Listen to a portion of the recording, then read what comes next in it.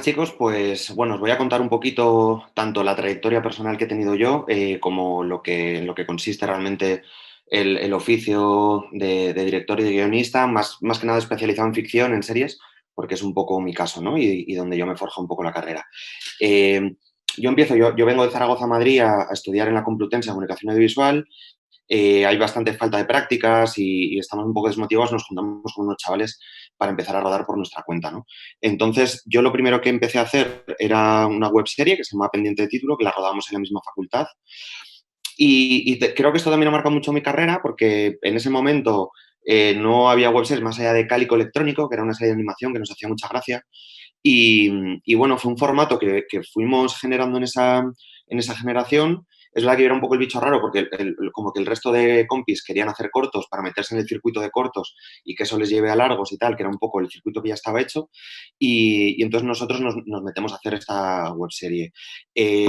Durante la carrera pillamos un poco de carrerilla y hacemos otra que se llama Libres, que esta webserie en este caso fue con crowdfunding, conseguimos financiarla con micromecenazgo y esta nos llevó a ganar como muchos premios internacionales en Roma, en Los Ángeles, en Vancouver, en Melbourne, en el diario Liberación, un montón. Entonces ya como nos empoderamos un poquillo de decir, hostia, vamos a tirar, esta vía es posible, es cuando, de este momento en el que te crees que puedes vivir de eso, ¿no? Porque es verdad que es un mundillo un poco incierto. Y nos presentamos en el No Todo Film, que tenía una sección de pilotos para presentar un piloto de una webserie y el que ganaba te financiaba la webserie, ¿no? Que eso en el No Todo creo que ya no se hace, pero sí que hay festivales por ahí, por si queréis buscar. Y presentar un piloto, en mi caso era rodado con 4 colegas en un domingo, un piloto de 3 minutos, lo ganamos y nos financiaron la webserie del partido. Y eso hizo que la segunda temporada se fijara en nosotros Fluxer, que es A3 Media, en su sección web, y entonces como que A3 Media ya nos financió la segunda temporada, ¿no? Entonces, bueno, mi historia es un poco una historia como de escalones de poquito a poquito y más o menos lógicos, sin mucha sorpresa ni mucho giro, eh, a través de A3 Media, con la segunda temporada del partido, también ganamos un montón de festivales y a la vez yo rodando un corto conozco a Miguel Moedo, que es el director de fotografía en ese momento de Vis a Vis. Entonces, bueno, siendo ya como un poco de la casa, teniendo la serie en A3 Media y Vis a Vis siendo A3 Media y conmigo un poco intermediador, ellos necesitaban un director nuevo y entonces me entrevistan y me cogen. Entonces ya una vez dentro de Vis a Vis, ya es un poco como la liga de los hermanos mayores, ¿no? De las webseries, digamos. Pero en realidad no hay que tener pánico porque se parece muchísimo. La dirección de actores es la misma, tienes más medios y tienes también más gente que decide por encima tuyo, ¿no? A la hora de enseñar los montajes. Tienes a veces que ceder con productores ejecutivos, pero al final la dinámica es muy parecida. Y, y entonces, bueno, pues desde Vis a Vis, lo siguiente que fue La Casa de Papel, que en ese momento era para Antena 3 y ya como sabéis en Antena 3 empezó bien y luego empezó a ir un poquito regular y hasta que no dio el salto este gigante internacional con Netflix, pues no acabó siendo el boom que es ahora mismo. Después El Embarcadero, luego tras La Casa de Papel y mientras yo iba dirigiendo en estas series, también iba escribiendo como mis cositas. Y es ahí cuando surge la oportunidad de hacer otra serie que también el guión es mío, además de la dirección, que es El Último Show, que al final empezó produciéndose por Aragón Televisión y la acabó comprando HBO, ¿no?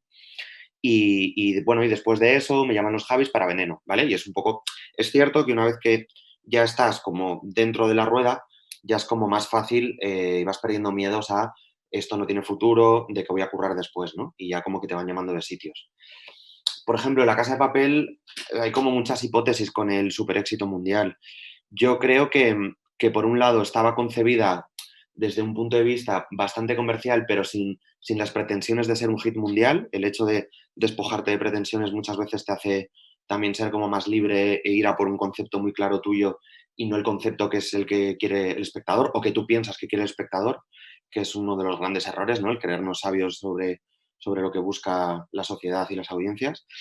Y luego que tiene una iconografía visual muy potente, combinado como con un retrato de personajes, yo creo, como muy certero, ¿no? A la hora de hacer el puzzle de los protas. Entonces, bueno, esa combinación de acción con thriller, adrenalina continua, de estar todo el rato al borde del abismo y luego tener ese background de personajes con cierta profundidad, yo creo que eso sumado a que te puedas disfrazar en carnaval y ponerte una careta e incluso entonar el Belachá, incluso utilizarlo para manifestaciones de movimientos sociales, que a mí eso es lo que más ilusión me ha hecho. Yo creo que ahí, bueno, se ha englobado un concepto que, bueno, sin buscarlo tan premeditadamente, pero tenía todos los elementos, ¿no? Eh, ¿Y cómo es el oficio? El del día a día, pues yo diferenciaría la parte de creación, la parte de guión y la parte de producción, ¿no? Tanto rodaje como montaje. En la parte de creación sueles estar tú solo o tú con algún co-creador. Yo en mi caso en el último show pues ha sido el subirme yo al Pirineo Aragonés, que es como mi segunda casa, y ponerme ahí a escribir y, bueno, hacer y rehacer bocetos y empezar a configurar los personajes, la trama y demás, ¿no? Es un personaje, o sea, es un proceso de lo más solitario y muchas veces o no remunerado o remunerado de una forma más al paquete, ¿no? En plan de te pagamos por la Biblia tanto, organízate tú el tiempo como quieras, ¿no? Entonces, bueno, también es la parte como más solitaria. Luego, una vez que tienes eso, la fase de guión, lo que se suele hacer, y yo también he hecho, es reunir a un equipo de guión. Entonces, por las fechas de entrega y por lo importante que es rebotar ideas, y para mí el trabajo colectivo es algo como muy valioso, yo siempre intento generar como un equipo de guión, ¿no? Y no estar yo solo. Y entonces en ese equipo de guión, pues ya empiezas a generar primero las escaletas, que es de qué va cada secuencia, y después ya los diálogos, ¿no? Entonces, ese proceso, una vez que tienes los guiones definitivos, es cuando empiezas a preproducir, que es buscar localizaciones, buscar casting. El casting, los principales los puedes hacer ya incluso desde la propia idea, porque los tienes ya muy claros desde el principio, ¿no? Pero bueno, el resto de secundarios que aparecen en capítulos empiezan en esa preproducción. Y esto ya es trabajo del director, ¿vale? Lo que os he contado de creación y guión es trabajo del guionista-creador, y a partir de aquí ya entramos en la fase de producción, donde entra el director. ¿Qué hace el director? Coordina, digamos, lo que es el texto que nosotros podemos interpretar cuando leéis una obra de teatro, ¿no? Eso es los personajes con los diálogos y las acciones que hacen. Eso, llevarlo al imaginario visual y llevarlo al formato película o series, es la labor del director. Entonces, coordinas las labores de localizaciones, dirección de arte, casting, dirección de fotografía para darle todo el look visual. Y luego cuando ruedas, pues la puesta en escena de cómo se mueven los actores, por qué lugares se mueven los actores, dónde pongo la cámara. No es lo mismo hacer un plano secuencia sin cortes de la cámara moviéndose violentamente por el escenario que hacer planos fijos, muy contenidos y mucho más minimalistas y demás, ¿no?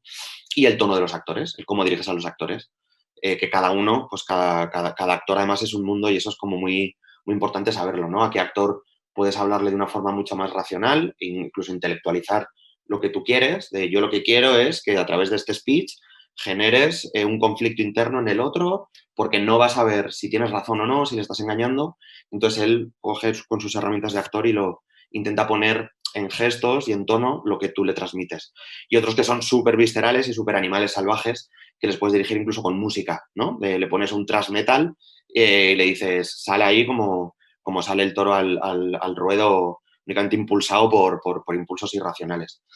Y esa es un poco la labor del director, todo eso combinado con los elementos que tienes de, pues eso, de dónde pongo la cámara, de cómo es la luz, de cómo tal, cómo llevo eso a montaje, qué ritmo le doy en el montaje, qué música elijo, y de ahí pues sale el producto final, ¿no? Que es, en este caso, es la serie.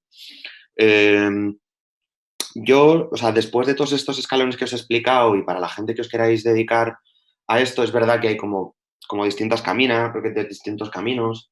Yo creo que hay un camino un poquito más de la élite, que es las escuelas de cine súper prestigiosas, los supermasters, que te colocan ya en un lugar como muy rodeado de la propia industria para que te escuchen ya como alguien que eres parte de ellos, y los demás, los que hemos venido de comunicación audiovisual en la pública, de el grado superior de imagen, de realización y demás, está el camino que he hecho yo, que es como ponerte a dirigir tus cositas muy pequeñitas con la cámara de un colega y el foco de la facultad que medio coges cuando no se dan cuenta y tal, ir haciendo cositas cada vez más grandes y no parar de rodar nunca. O gente que conozco también que se ha metido en grandes producciones, pero en puestos de auxiliar, auxiliar de dirección, auxiliar de producción, y ahí no eres tú directamente activamente el que dirige, pero estás aprendiendo de gente muy buena en una producción que funciona ya a nivel profesional, ¿no?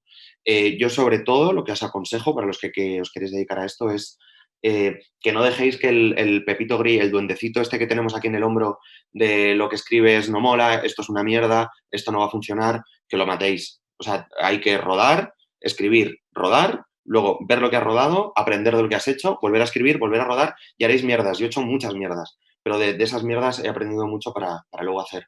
Y gente que conozco que venía de una posición más privilegiada con sus escuelas y sus másters, tenía tanta autoexigencia que jamás ha llegado a poner en pie la producción que quería hacer por miedo a cuando salga a la palestra tengo que ser la hostia y me tienen que reconocer. Y eso les ha impedido hacer cosas. Con lo cual, matad a vuestro Pepito Grillo que os dice que lo que hacéis no sirve o que está por debajo de lo que podríais hacer. Haced lo que tenéis en mente, guiaos por vuestro instinto y después ya aprendéis de lo que habéis hecho. Ese es mi consejo.